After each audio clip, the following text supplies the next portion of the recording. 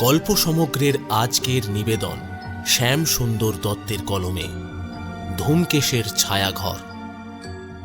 শ্যামসুন্দর দত্ত একজন বিশিষ্ট লেখক। ইতিমধ্যেই ওনার 7টি বই প্রকাশিত হয়েছে, যা পাঠককুলে সমাদৃত হয়েছে। বর্তমানে তিনি ছোট গল্প, প্রবন্ধ ও কবিতা লিখে চলেছেন। শুরু হচ্ছে শ্যামসুন্দর দত্তের লেখা গল্প ধূমকেশের ছায়াঘর।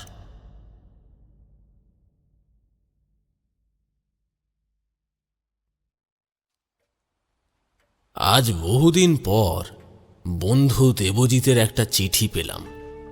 বিভিন্ন কাজে ব্যস্ত থাকায় দেবজিতের সঙ্গে তেমন কোনো যোগাযোগ ছিল না। যাই হোক, বহুদিন পর দেবজিতের চিঠিটা পেয়ে বেশ ভালোই লাগলো। কিন্তু চিঠিটা পড়ার পর মনটা আমার বিচলিত হয়ে উঠল। মনে কষ্ট হলো। জানতে পারলাম সে এখন শয্যাশায়ী। শরীরের অবস্থা খুবই খারাপ। কিছুক্ষণ নীরব থাকার পর ভাবলাম, আজকের দিন হলে মোবাইল বা ভিডিও কলে কথা বলতে পারতাম। তখনকার দিনে যোগাযোগের এত সুবিধা ছিল না এত মোবাইলের রমরমা। তখনকার যুগে চিঠিপত্রের উপরেই ছিল মানুষের যোগাযোগের একমাত্র ভরসা। যাই হোক, অনেক চিন্তা ভাবনা করে ঠিক করলাম এই অসময়ে বন্ধুর কাছে যাওয়া আমার কর্তব্য। বহুদিন ধরে যাব করেও যাওয়া হয়ে ওঠেনি। এবার আমাকে যেতেই হবে। সেই ছেলেবেলায় যখন স্কুলে পড়তাম বহুবার গেছি ওদের বাড়িতে। ওদের বাড়ির উঠানে ছিল আম লিচুর গাছ। সেই গাছের ডালে বসে আম লিচু খাওয়ার কথা কখনো কি ভোলা যায়? সেই সোনালি দিনের কথাগুলো বারবার মনকে ধাক্কা দেয়। তারপর আজ প্রায় 20-25 বছর হয়ে গেল ওদের বাড়ি আর যাওয়া হয়ে ওঠেনি। ওরা পাশের গ্রাম মথুরাপুরে থাকে, কলকাতা থেকে 120 কিলোমিটার দূরে। মথুরাপুর স্টেশনে নেমে আরো 3 কিলোমিটার মেটে রাস্তায় হেঁটে যেতে হয়। সেই কবে পড়াশোনার পাঠ চুকিয়ে চাকরি সূত্রে কলকাতায় চলে এসেছি, কিন্তু দেবজিৎ সেই গ্রামেই থেকে গেল। একজন মেধাবী ছাত্র হয়েও জীবনে দাঁড়াতে পারল না। বাবার চাষের কাজেই হাত বাড়িয়েছিল। বর্তমানে আর্থিক অবস্থাও সেরকম ভালো না। সবই কপাল। মানুষ অনেক সময় কঠোর পরিশ্রম করেও কাঙ্ক্ষিত ফল পায় না। মানুষের এখানে কিছুই করার থাকে না। অবশেষে মানুষ কপাল বা ভাগ্যকেই দোষারোপ করে থাকে। যাই হোক, পরের দিন সকালেই মথুরাপুরে যাওয়ার জন্য বেরিয়ে পড়লাম। মথুরাপুর স্টেশনে যখন পৌঁছালাম তখন বিকেল 4টে। স্টেশনে পৌঁছে দেখলাম সেই 25 বছর আগে যা যা দেখেছি আজও তাই দেখছি। উন্নতি তো হয়নি, বরং মানুষের দুর্ভোগ দুরবস্থা আরো বেড়েছে। স্টেশনেরও কোনো উন্নতি চোখে পড়ল না। রাস্তাঘাটের অবস্থা আরো খারাপ। চারিদিকে শুধু ঝোপঝাড় আর জঙ্গল। পশ্চিম কোণে সূর্যিমামা ধীরে ধীরে ডুবতে শুরু করেছে। আকাশের অবস্থা খুব একটা ভালো না। ঝোড়ো ঠান্ডা হাওয়া বইছে। বোধহয় কাছাকাছি কোথাও এক পশলা বৃষ্টিও হয়ে গেল। মনে হচ্ছে এখনই বৃষ্টি নামবে। চারদিকে ঘন অন্ধকার নেমে এলো। ছাতাটাও তো আনা হলো না।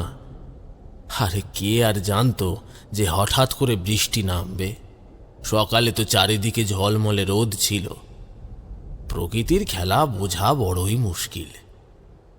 ভাবলাম স্টেশনের পাশের দোকানে একটু চা খেয়ে হাঁটতে শুরু করব। কিন্তু দোকানের দিকে একটু এগিয়ে যেতেই দেখি মালিক দোকানের ঝাঁপ বন্ধ করে দিল। বোধহয় ঝড় বৃষ্টির পূর্বাভাস দেখেই দোকান বন্ধ করে দিল। যাই হোক, গায়ের কাঁচা রাস্তা ধরে জোর কদমে আমি হাঁটতে শুরু করলাম। সন্ধ্যা নেমে এসেছে। রাস্তার দুধারে সারি সারি বট, অশ্বত্থ, মেহগিনি, সেগুন, শাল গাছ সব দাঁড়িয়ে। গায়ের নির্জন পথ, কোথাও সারা শব্দ একটুও নেই। মাঝে মধ্যে শুধু ওই পাখির কলরব ছাড়া কিছুই শোনা যায় না। এভাবেই জোর কদমে হেঁটে চলেছি। একদল শিয়াল রাস্তা পার হয়ে পাশের ঝোপে ঢুকে গেল। ওদের দেখে রাস্তার একপাশে আমি দাঁড়িয়ে গেলাম।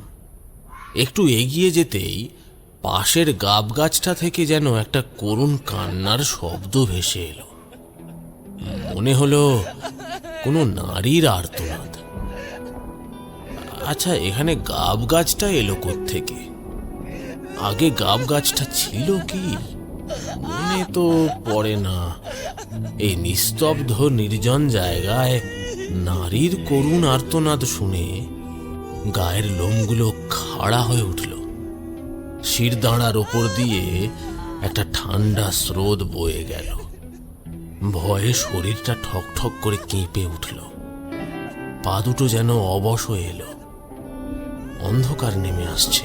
রাস্তায় মানুষজন তেমন নেই। নির্জন নিস্তব্ধতা যেন এলাকাটাকে গ্রাস করেছে। এই নির্জন নিস্তব্ধতার মধ্যে হঠাৎ বিদ্যুতের ঝলকানি, তারপরেই বিশাল গর্জনে মেঘটা ভেঙে পড়ল। বোধহয় পাশেই কোথাও বাজ পড়ল।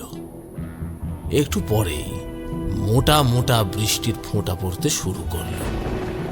আর তারপরেই ঝমঝমিয়ে বৃষ্টি। ভিজে গায়ে ভয়ে ভয়ে পা ফেলে এগিয়ে চলেছি। কিন্তু আর কত দূর মথুরাপুর? মেটে পথ যে আর শেষ হয় না। আমি ভুল পথে যাচ্ছি না তো? নন্দ লাগে। তবুও ভয়ে ভয়ে এগিয়ে চলেছি। আর একটু এগিয়ে যেতেই দেখি কে একজন ছাতা মাথায় দিয়ে এগিয়ে আসছে। লোকটাকে দেখে খুব আনন্দ হলো। আমার ভয়ও কেটে গেল। আমি খুশি হয়েই জিজ্ঞেস করলাম, দাদা, মথুরাপুর কত দূর?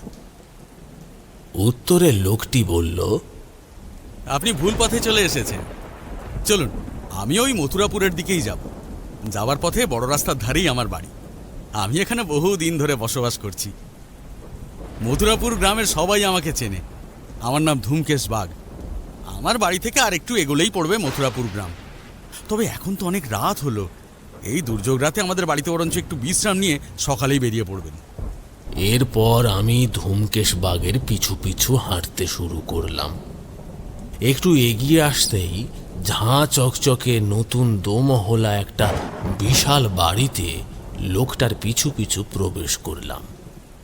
বাড়িতে ঢুকতেই দেখি মাঝবয়সী একটি লোক হ্যারিকেন নিয়ে এগিয়ে এসে বলল, এইমাত্র কারেন্ট চলে গেল। ঝড় বৃষ্টি হলে গ্রামে কারেন্ট থাকে না। কথাগুলো শুনে ভালোই লাগলো, কিন্তু লোকটাকে দেখে ভয়ে গলা শুকিয়ে গেল। লোকটার কঙ্কালসার চেহারা, গায়ে মাংস নেই বললেই চলে। তারপর কঙ্কালসার হাতটা তুলে সোফা সেটটা দেখিয়ে বলল, বসুন। সোফা সেটে বসে বাড়ির অন্দরমহলে তাকিয়ে দেখি আরও একটি হ্যারিকেন টিম টিম করে জ্বলছে। আমাকে সোফা সেটে বসিয়ে ধূমকেশ লোকটার সঙ্গে ভিতরের দিকে চলে গেল। আমি বসে বসে ভাবছি, এত সুন্দর বাড়ি, কিন্তু মানুষগুলো সব কেমন যেন। হঠাৎ শুনতে পেলাম অদ্ভুত এক রাত পাখির ডাক। মনে হলো পেঁচার ডাক। সামনে তাকিয়ে দেখি খোলা জানালার বাইরে আম গাছের ডালে বসে একটি হুতুম পেঁচা আমার দিকে এক দৃষ্টিতে তাকিয়ে আছে। চোখ দুটো জ্বলছে শিকারী বাঘের মতো। লক্ষণ ভালো না বুঝে চোখ ফেরালাম দেওয়ালের দিকে। সেখানে দেখলাম অনেকগুলো ছবি ঝুলছে।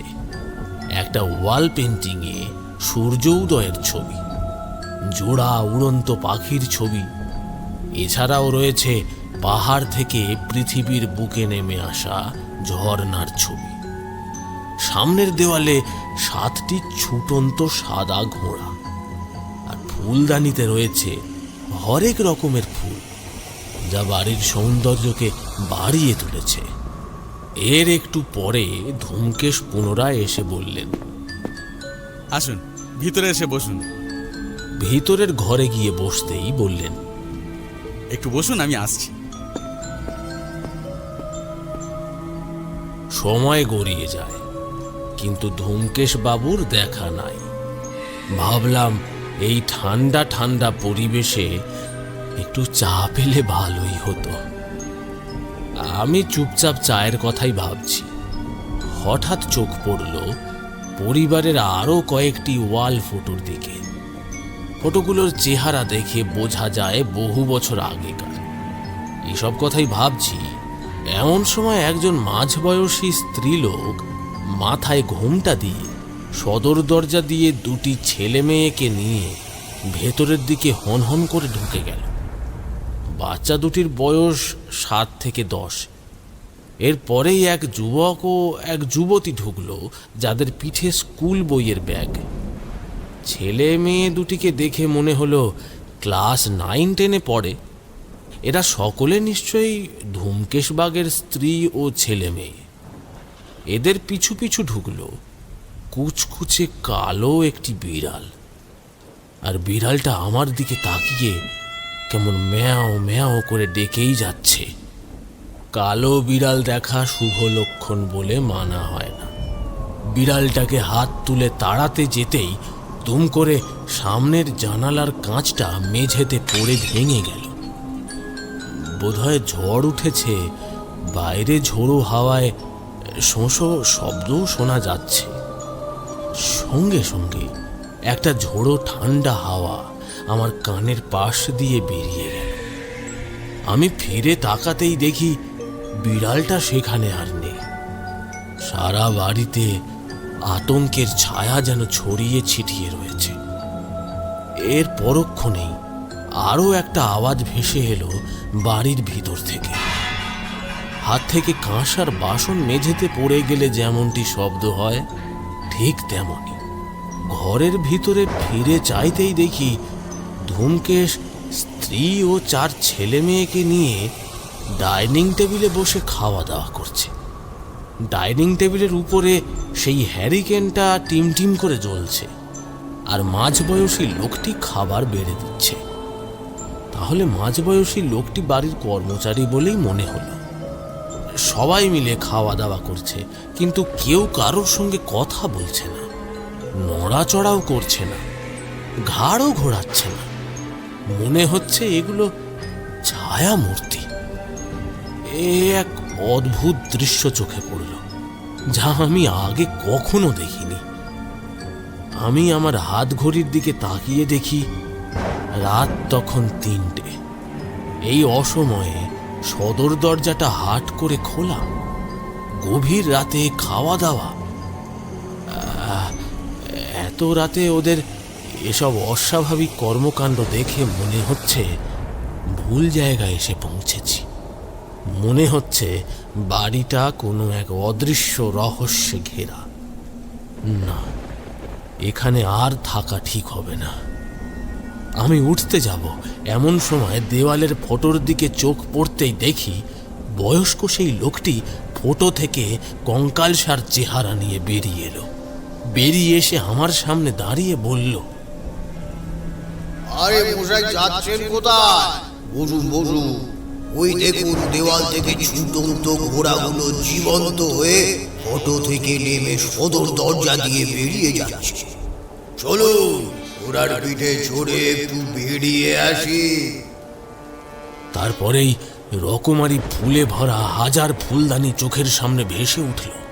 ওয়াল ফটোগুলো থেকে যেন জীবন্ত মানুষগুলো সশরীরে বেরিয়ে আসছে। এসব অস্বাভাবিক দৃশ্য দেখে ভয়ে শরীরটা আমার কাঁপছে, অথচ আমি পালাতেও পারছি না। ওরা সকলে মিলে আমায় ঘিরে ফেলেছে। পরক্ষণেই দেখি বাচ্চা ছেলে মেয়ে দুটি আমার সামনে ছোটাছুটি করতে শুরু করলো। বাচ্চা দুটি ছোটাছুটি করছে, কিন্তু তাদের মাথা মুখ কিচ্ছু দেখা যাচ্ছে না। মনে হচ্ছে যেন মুন্ডহীন। একটু পরেই পরিবারের সবাই এক এক করে কঙ্কালসার চেহারা নিয়ে, মাথায় ঝাঁকড়া চুল, বড় বড় দাঁত, লম্বা লম্বা ধারালো নখগুলো নিয়ে আমার দিকে এগিয়ে আসছে। সে কি ভয়ঙ্কর দৃশ্য! সেই মুহূর্তে ধূমকেশ বাঘ ভয়ঙ্কর মূর্তি নিয়ে এগিয়ে এসে বললেন, জ্যান্ত মানুষকে কাছে পেলে আমরা হাতছাড়া করি না।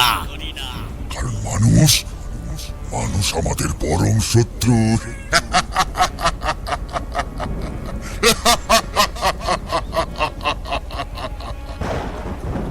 বলেই বিকট একটা হাসি হেসে কঙ্কালসার হাত দুটো বাড়িয়ে এগিয়ে আসছে।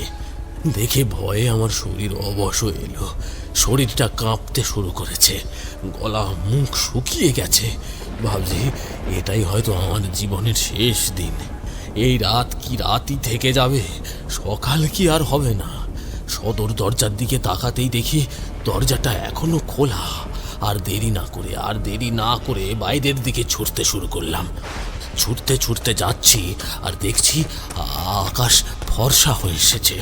পূর্ব দিকে সূর্যের রক্তিম আভা দেখা যাচ্ছে। সকাল সকাল হয়ে এলো। সকাল, পাখির কলরব শোনা যাচ্ছে। কিছু দূর ছুটতেই দেখি এক বৃদ্ধ বাড়ির বাইরে এসে বিড়ি টানছে। আমাকে ছুটে আসতে দেখে এগিয়ে এসে ওই বৃদ্ধ বললেন, তুমি হাঁপিয়ে উঠেছ, বসো বাবা, এইখানে একটু বসো। তোমাকে ছুটে আসতে দেখে আমি বুঝতে পেরেছি তুমি ওই ধূমকেশ বাঘের বাড়ির ছায়ার কবলে পড়েছিলে। শোনো, প্রায় 50 বছর আগেকার কথা। ধূমকেশের 4 ছেলে মেয়ে আর স্ত্রীকে নিয়ে তার সুখের সংসার ছিল। ধনী পরিবার। হঠাৎ একদিন সকালবেলা খবর পেলাম ধূমকেশের পরিবারের সবাইকে কে বা কারা রাতে খুন করে চলে গেছে। সবার রক্তাক্ত দেহ মেঝেতে পড়ে আছে। পুলিশ এলো, তদন্ত হলো, কিন্তু খুনিদের খোঁজ পাওয়া গেল না। কি কারণে খুন হয়েছিল তা আজও জানা যায়নি। রহস্যই থেকে গেল। বাড়িটা আজও পরিত্যক্ত অবস্থায় পড়ে আছে। বাড়ির জানালা দরজাগুলো বয়সের ভারে খসে খসে পড়ছে। দেওয়ালগুলোতে নোনা ধরে গেছে, চুনবালি খসে খসে পড়ছে। এই বাড়ির মধ্যেই ওদের আত্মাগুলো ঘোরাঘুরি করে। ওরা বাড়ির মায়া ছেড়ে কোথাও আর যেতে পারেনি। অমাবস্যার পূর্ণিমার রাতে ওরা পথচারীদের ভুল রাস্তায় পরিচালিত করে, তাদের উপর অত্যাচার করে। তাতে অনেকে মারাও যায়। বর্ষাকালে অমাবস্যার রাতে এই বাড়িতে ভূতের আসর বসে। বিভিন্ন অঞ্চলের অশরীরী আত্মাগুলো এসে এখানে একত্রিত হয়ে আনন্দ উৎসবে মেতে ওঠে। একটু রাত হলেই ওই বাড়ির পাশ দিয়ে কেউ যাতায়াত করতে সাহস করে না। মাঝে মধ্যে গভীর রাতে নারীর করুণ আর্তনাদ আজও শোনা যায়। তারপর ওই বৃদ্ধ জিজ্ঞেস করলেন, কোথা থেকে আসা হচ্ছে? আমি কলকাতা থেকে আসছি, যাব মথুরাপুর গ্রামের দেবজিৎদের বাড়ি। আমি তো দেবজিৎকে চিনি। এই তো আর একটু এগিয়ে গেলেই রাস্তার বাঁ দিকে পড়বে ওদের বাড়ি। এরপর বৃদ্ধ এক গ্লাস জল, এক কাপ চা আর একটা বিস্কুট এগিয়ে দিয়ে বললেন, না, এইটা খেয়ে নাও। ওখানে চা বিস্কুট খেয়ে বৃদ্ধকে প্রণাম করে দেবজিৎদের বাড়ির দিকে আমি হাঁটতে শুরু করলাম।